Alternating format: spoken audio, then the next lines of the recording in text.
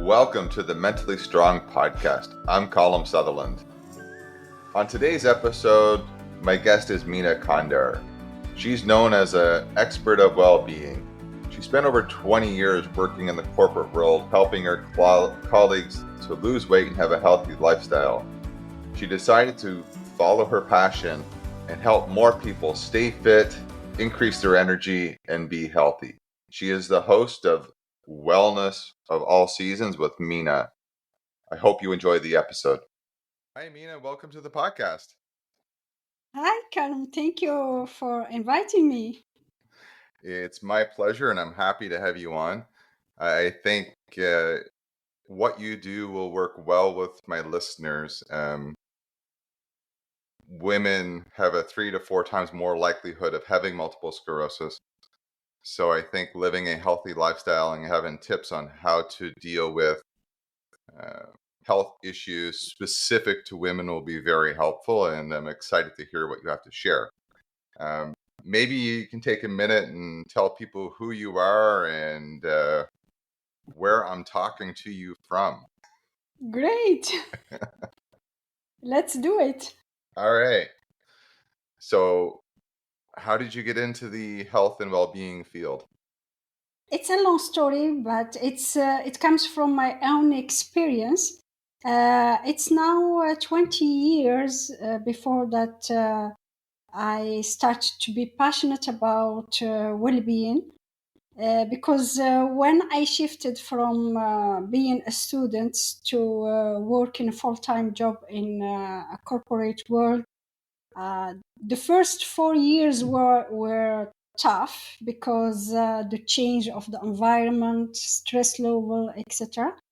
I found myself developing emotional eating, gaining weight, struggling with seasons from winter to summer to autumn.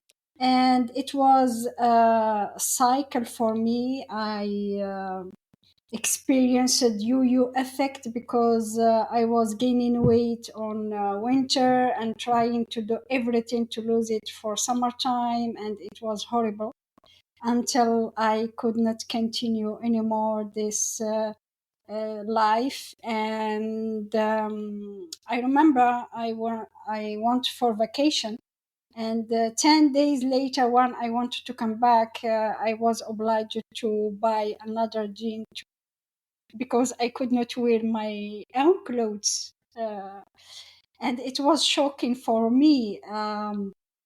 When I came back, I looked to myself in the mirror naked without clothes, and I did not like my body. I didn't like what I have seen, what I saw, because it was not my body before when I was a student. And I could not wear my own clothes anymore. And I compared the new jeans with my own clothes, and I noticed a huge difference. And when I noticed the difference, I said to myself, I looked in my eyes, and I said, no more this. And I decided to wear the same jeans, and I gave myself 1 month to lose the weight I gained and to come back to my own clothes. So it was tough because I was working at the same time, and for women, wearing the same jean every day, it's not possible. But I decided to do it. I was changing only the top and wearing the same jeans until because I decided not to buy other clothes in the new size. And I started to look for everything to lose my weight. I learned a lot about nutrition, fitness, stress management, my new organization, and started to work hard on myself, physically, mentally, everything. less than 30 days later, I started to have the new jeans start to be a little bit large for me. So I was very happy about it. And this motivated me to continue, and I continued to follow my approach, which was paying attention to what I eat, about my sleep, about my stress, about my fitness. And after 1 month, I free myself from the new jeans. So I started to put on my own clothes. And when it happened, I started to have feedback from my colleague, because when I started working in this company, I was slim. And when I gained the weight, people don't tell you, they just notice from the change, but nobody talk about it. But when I lost weight, I started to have feedback from my colleague asking me, wow, you lost weight, what did you do, etc. So since then, I decided to keep my body shape all the time and never come back again to the weight I gained. And it was, I shift from XS size to M size. It's not a lot, but it was huge for me, because it was the first time I was wearing M size, medium size. I was always in the smallest size. So since then, I became passionate about nutrition, fitness, well-being in general. And more than 15 years, I was keeping the same body shape. And at work, I was always helping my colleagues, giving them tips to lose weight, to sleep well without taking drugs, how to organize themselves, how to prepare their meals, etc. And after COVID, because when I was giving advices, my colleague told me all the time, you can become a coach instead of continue working with us. And after COVID, I knew some tough situation at work, and it was time for me to change. So I decided to do it full time since November 2021.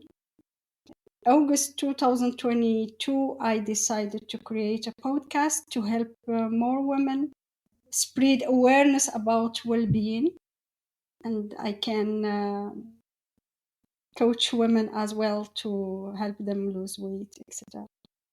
Just to clarify, because you talked about weight, would I be correct in saying it was more about how you were feeling about yourself than anything else?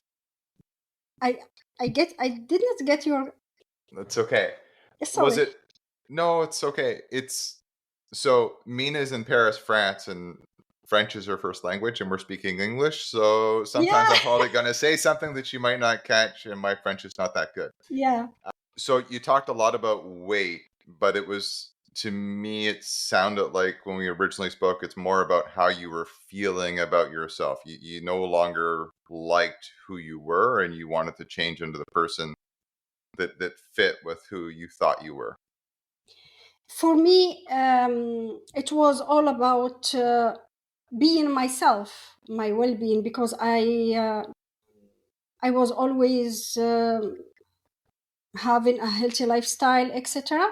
And the change I knew during the first year working a full-time job changed my life and how I was organized. And I didn't like, because it did not resemble to how I was functioning. And when I changed, I understood what was happening, and I changed everything. Uh, I started to have my life as before. So that's why I understood that sometimes in life we can, in some seasons of our life, we can struggle with some issues, and we can modify and adjust and live again the same. That's a good segue, because the name of your podcast is Wellness All Seasons with Mina. Yes. So talk to us about what you mean by wellness in all seasons. Yes, because as I have said, it was from my own experience, because I found myself struggling from season to season. And after, it was the season of the year when I was now in this problem of weight. It was from winter to summer to autumn. It was a cycle of struggle. But after, when I shift from working to doing what I do, I noticed that it was the seasons of my life as well, because so the seasons, the name of my podcast comes from two kind of seasons. The seasons of the year that we know each one, and especially regarding well-being of women, it can be form of men as well, and also the seasons of women, generally speaking, because as women we knew seasons in our life. A teenager, after when we start to have our period, after pregnancy, professional career, and after we shift to menopausal period. So we have seasons in our lives. And that's why I created the podcast to talk about all these seasons. And I invite guests to talk about our challenges as women during these seasons. So one of the challenges you brought up that we had talked about that you feel strongly about was women in a corporate workplace with a lot of male dominated. Yeah. What tips or what advice, or maybe share your story with how that worked for you? Thank you for asking this question, because as myself knew tough situation at work before shifting doing this full time, I understood that sometimes workplace can be unhealthy, can cause a lot of problem to our well-being, and I wanted to know how is it going for others. And when I post my question, I received a lot of answer. Many people wanted to talk about it, and I think I did maybe more than 15 or 20 episodes about this problem. Because people wanted to express themselves about the problem. And many guests told me that because of the environment at work, they decided to shift to create their online business, because they wanted to make everything around their well-being and not the opposite. Because in the workplace, their well-being is not taken in consideration, especially for women who knew their period of pregnancy, after the period of menopause, and our well-being is not as a 20s when we are still starting. So as women we knew many challenges, and for example, pregnancy at work, there is nothing. I'm talking about France, because I'm in Paris. Yeah, they consider that being pregnant is not an illness, and you can meet deadlines as everybody, etc. It's okay, but sometimes we can understand that stress, being pregnant and living stress and deadlines is not always great for, especially for a new, the first birth, for example, the first pregnancy.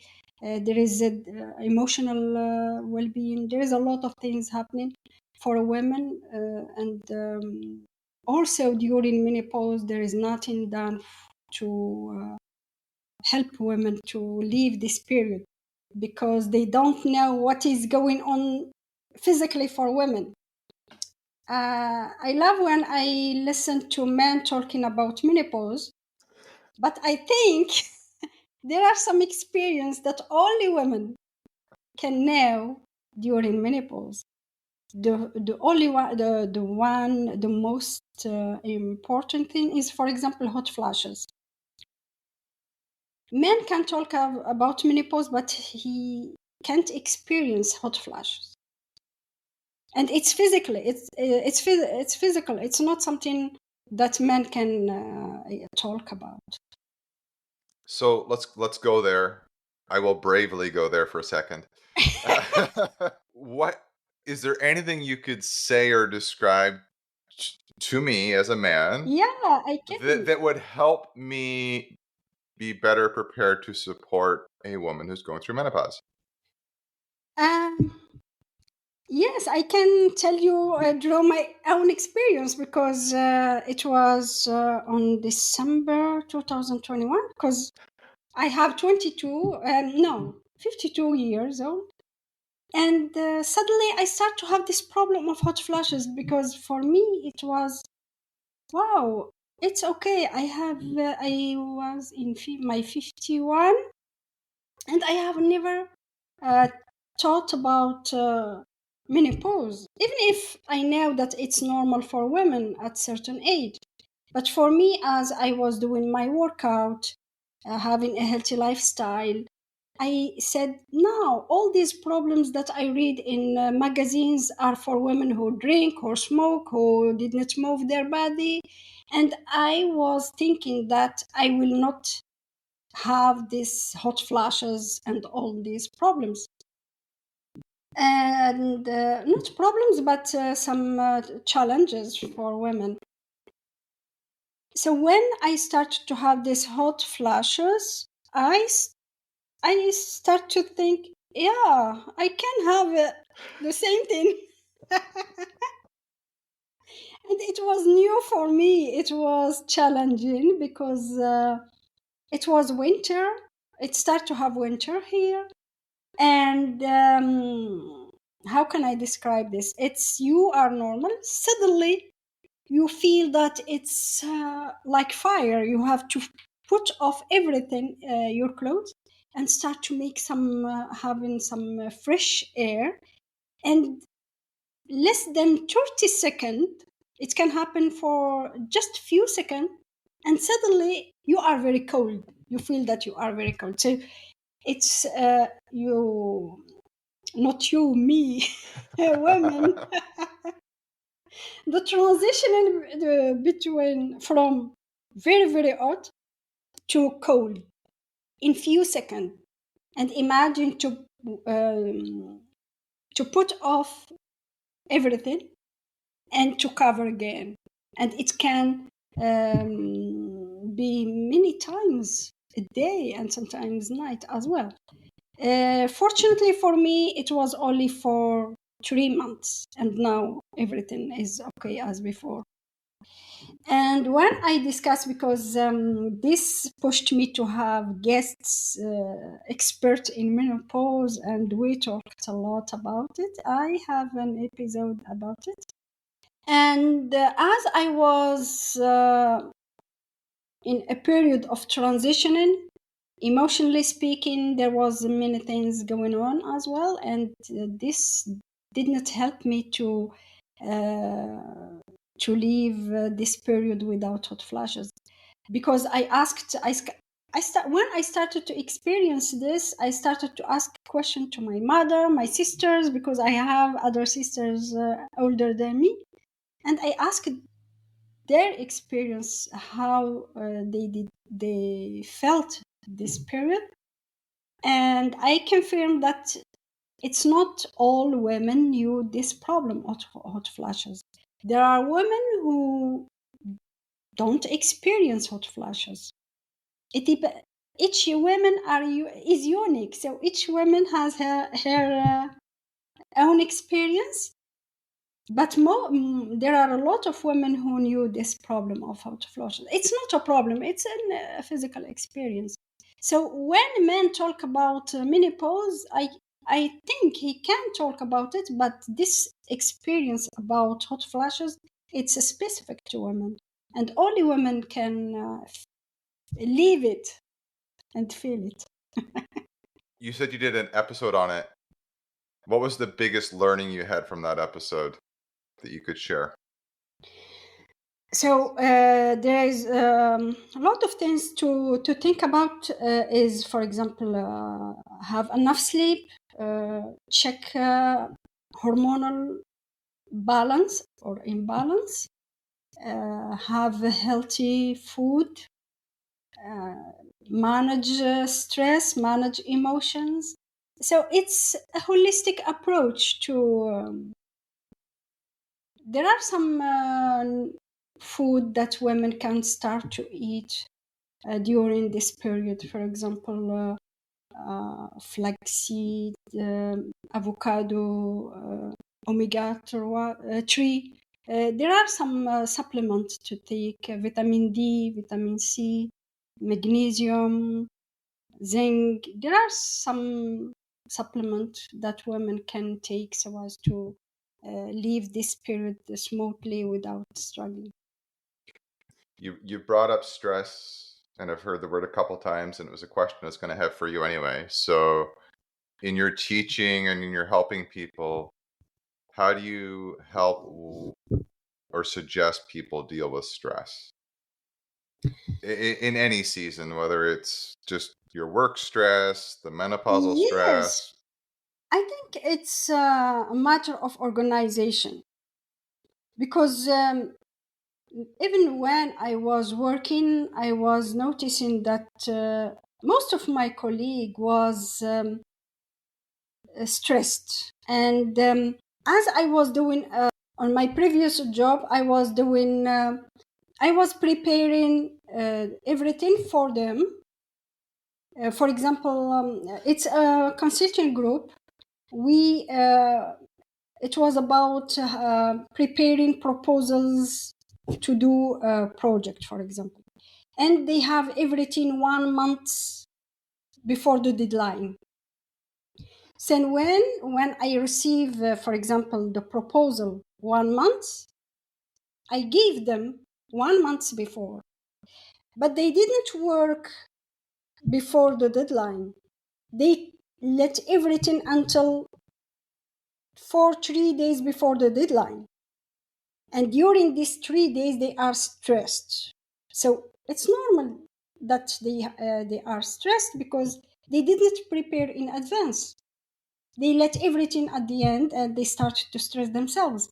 So if we give ourselves time, we know how to organize ourselves, our work, everything, we can't leave stress in our daily life. And I think it's a matter of self-awareness about our capacity to deal with the urgency, which sometimes can happen, and with our life daily. If we have everything in place, a system that help us to do things, and we are organized, I think we can't be stressed. And also, what is happening now is that most of people multitask, are they do many tasks at the same time, and they are stressed because they did not notice the accomplishment of what they want. And it's normal if you do a lot of things at the same time, you are not focused on wanting to finish, and this add stress to but if you focus on only wanting until you finish it and you start another thing, you don't feel stressed because you have the result of what you want for the thing you are doing, and you are not stressed about it. You can start another thing. And there is also the problem of putting a lot of things on to the list every day. And imagine you have 10 things to do and you have only one day, for example, at the end of the day, if you didn't do all the 10, you feel stressed because you want to do more, but you didn't do all what you want and you feel stressed. So focus only the most important thing to do that you can accomplish and do it without stressing yourself. I actually heard recently uh, the gentleman called it the one big thing, and Yeah. he writes down the one thing he needs to do today. That or at the end of the day, this is the one thing I need to get done, so that even if the other 9 things on the list aren't done, that one big thing gets accomplished, so he can feel good about the day. Yes, I think so. There is also we can be stressed if we don't have boundaries in our lives with work or with our relationships, because if we say yes to everything, to everyone, we can be stressed and we can't be happy. So, what do you recommend people do if they're feeling stressed and they need to put that stress someplace? Because To slow down. I'm guessing you're not going to say eat a bag of potato chips and drink a bottle of wine. So, So I think first to slow down, to have some routines, to put in place systems and some daily routines. For example, your morning routines, evening routines, to slow down and to focus on what is important for you and to do it without stress. And also to put boundaries, because for example, if you have something to do during your day and somebody else asked you to help them doing something else, if you say yes and you didn't do your work, at the end of the day you will feel stressed about what you did not accomplish. So having systems in place, certain habits, and putting boundaries in your daily life and organization. Also, how you manage your time. what about emotions? How do you help people manage their emotions? Everything, yes, emotions are key. There are a lot of things to do with how to manage your emotions. Is to let go, focus on the present moment, do what is what matters for you. And there are other techniques to manage your emotions. Move your body, do some exercise, go for a walk, swim, listen to music, dance for those who like dancing. Sometimes practicing painting. There are a lot of things. Reading a book, journaling. All these things help us to manage our stress, manage our emotions, write down all the things that disturbs us and make us feel upset sometimes. Because when we move our body and we write down what is going, it helps us to be aware of the situation and adjust what we need to adjust. Do you feel spirituality helps in any of that? Firmly, yes. For me, it helps a lot, and I respect all the.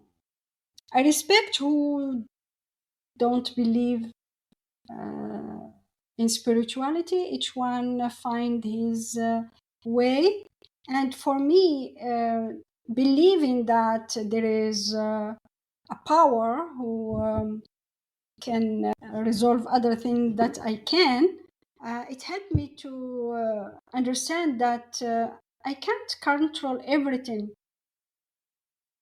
I'm a little human being in on earth. So there are things that I can't control, and the things that I can control, I do everything to do it. But when I found that there are things that are out of my control, I gave it to the higher power, and I named this spirituality because yes, it helped me a lot. You mentioned letting go a few times. Other than spirituality, what other methods could you use to let go? Because I find that's a very popular problem is people hold on and they have a lot of trouble letting go. And I can give examples where people are holding on to stuff that happened 10 years ago and it's not resolved for them. I can talk about it because I was going through a tough situation with my work from 2021 until March 2023. It was a period of transitioning, and it was a period that was not chosen in the beginning because after COVID, the company was doing everything to push people away, not in elegant way, and it happened for me as well. I had other colleagues that knew the same situation, but I decided to take it in a positive way. But at the same time, it was tough because it needs to go through a process to free myself from the company, and holding this problem, it was not easy. And during this period, I could not talk about letting go because I was in the situation. So for me, letting go during this period was very difficult to talk about it. And I discussed with a guest, and we talked about forgiveness. And it was interesting to talk about it. And it was not forgiving the other what did for you, but it was forgiving self about what is happening and understanding that it's okay. You can be kind with yourself and move on. And this is what I did because I started, because in the beginning I was thinking about why it was happened, and I felt guilty about the situation because I was thinking, yes, I stayed 20 years in the same company. It was my fault that this happened. Why I did not change? Why? And I was pushing myself down instead of thinking the opposite. And when I started to think that it's okay, I stayed 20 years in the same company because I had my own reasons. I have this. And I started to forgive myself about why I was spending time in the same company during 20 years. By doing this, I helped myself to start to let go. So forgiveness is key, and it's not forgiving the other, it's forgiving self about what we can hold on. Another thing is moving my body is going out, going for a walk, doing my workout every day, sometimes just have a good rest, read a book, journaling. I love doing massage, so from time to time practicing massage. And also find someone with whom we can talk, and not only about your problems, what you hold on, but you can talk about other things. Because for me, talking about the problem was not the solution, because I was doing nightmare every single night when I talked to someone else about the problem.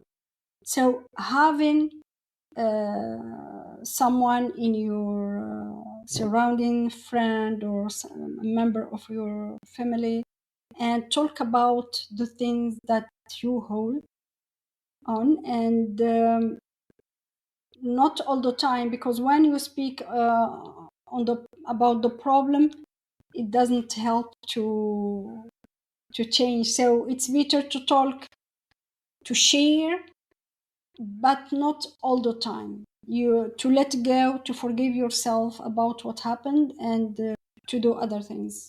Because for me, it was tough not to talk. But when I talk, I do nightmare, and it was not a good thing to do.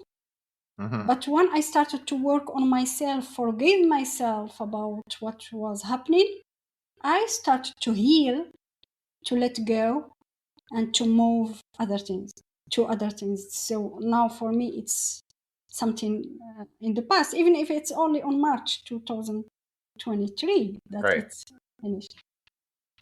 So a lot of self-compassion. Yeah. Be kind with yourself. Be kind with yourself, and yes, It take care of sounds your self-care. And also what I noticed that during this period, I lacked energy. I was someone, and I'm someone who is energetic all the time, because I have a healthy lifestyle. I'm passionate about well-being, about everything about my health, etc. And suddenly I start to have some problem with the sleep, with the energy, all these things. And I think when there is something in our mind, and turn all the time in our head, it's better to write it down, to free yourself, to treat yourself kindly, and to pay attention to your health, to your energy, to your sleep, because your health is your wealth, is everything. If you don't have your health, you can't enjoy your life every day. I think that's a great closing line. No, I everything you've said uh, is very useful, not just for women, but if for male listeners too. Specifically when it comes to your health, if you don't have it, it's really hard to enjoy life. Yeah. You've brought up sleep a couple times, and I was speaking to someone recently, and sleep has such a great effect on how your day goes. Specifically, if you're having a bad day, and your capacity to handle a bad day is greatly influenced by how you've been sleeping. If you've had no sleep and something goes wrong, it's really hard to recover from it. Exactly. I confirm that, because before I can sleep only 5-6 hours, and I was energetic all the time. It was not an issue for me to sleep less hours than 7 or 8. Hmm. And I started to know this problem during this period when I was dealing with the issue with the company, and I was sleeping 7-8 hours, and when I wake up, I have no energy. Mm. Why? Because my sleep was not good. I was doing nightmare. I was agitated. So Mm. it was not, even if it was 7-8 hours, it was not a deep sleep, and it impacted my days every day. So that's why I did episodes about sleep, and I understood that it's not the quantity that matters all the time, it's the quality of your sleep. If you have a deep sleep, even if you sleep only 6 hours, you can be energetic the day Hmm. after.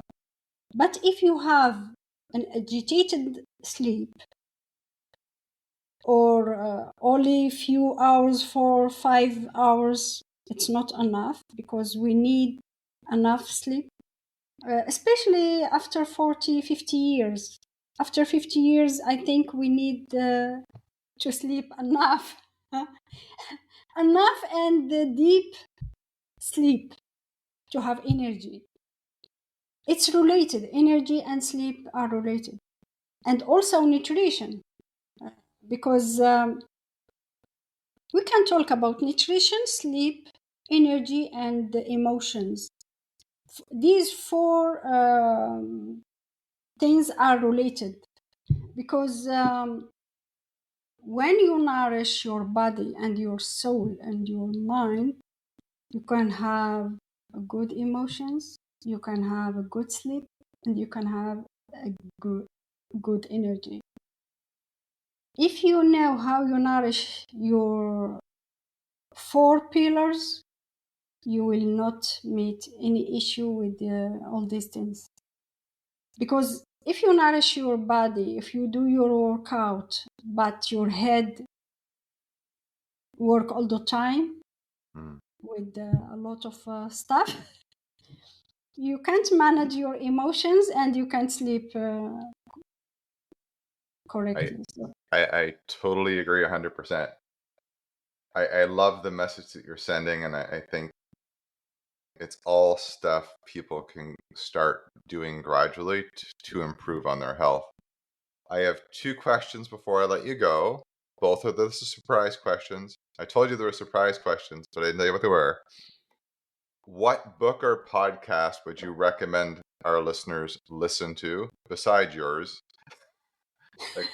like what's your favorite book or favorite podcast that you feel compelled to tell people to listen to or to read? It's a good question. And myself, I listen to Lewis House, to Mel Robbins. I listen to different other podcasts regarding business growth as well. But what's your favorite? My favorite?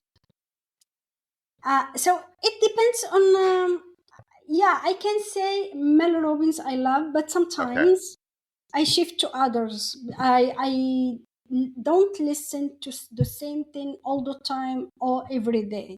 I love have this variety of speakers, of guests, of topics, and it helped me to learn a lot from them. And I love recently I listened to how I will check the name, because I no, I'm sorry. It's okay. Maxwell. Oh, okay. John Maxwell. John, yeah. So yeah, I loved his what he. Perfect. And now the next question. If you had a podcast, and it could be on forget the topic, and you could have one guest come on. It's a one-shot deal, one podcast, one guest. Who would you have on? One podcast, one guest? Yep. It's a one-episode podcast, and you can have any guest on you want, alive or dead. They'll come back for the podcast if they want. Who would you choose? About my podcast? I didn't get you. No, just if you could have a podcast with anyone you want in the world on any topic, who would you want to sit down with? Grant Cardone. I did not see that coming. It's far from well-being. It's far from well-being. It's far from Grant well-being. Cardone? So I will tell you why. Because it can be shocking or surprising for you, but it's far from well-being, and that's why I wanted to talk about it, because well-being comes also from our fulfillment in what we are doing. And what I love regarding Grant Cardone is his experience, his what he wanted to do, and his success. Because his life was not easy. I don't know if you knew his experience. No, It I don't. was tough. No, it was tough.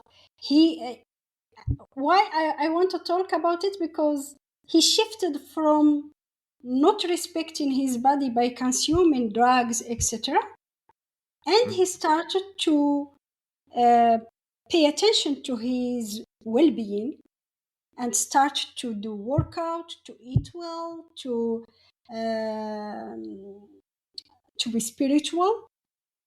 And by doing this, he started to find his way to success. So without paying attention to our well-being, we can experience things that push us down.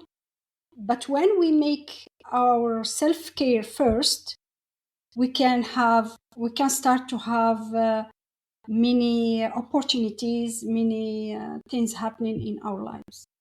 So your health can help you reach a lot of things in your life, not only financially. I'm talking about physical health, mental health, spiritual, for those who think about it, mm. and general overall well-being, and financial well-being as well. Because without finance, we can't feel great. Because I'm interested in well-being in general, financial well-being, emotional well-being, physical and mental well-being. And when you think about all these things, everything is related, they are connected, because you can have your health, your physical, mental health, but if you lack money, you can start to have some problems, Mm. emotionally speaking and financially speaking, and Good it answer. can impact your health physically. Good answer. And you tied it back very well to the whole conversation for today. So thank you for that. You And are welcome. thank you for being on today. I really appreciate it. And I really appreciated your message. Thank you for having me. I hope that I answered to your questions and did not talk about a lot of stuff that was not in your agenda. So No, it was great. And I think the listeners are going to really enjoy it. So thank you.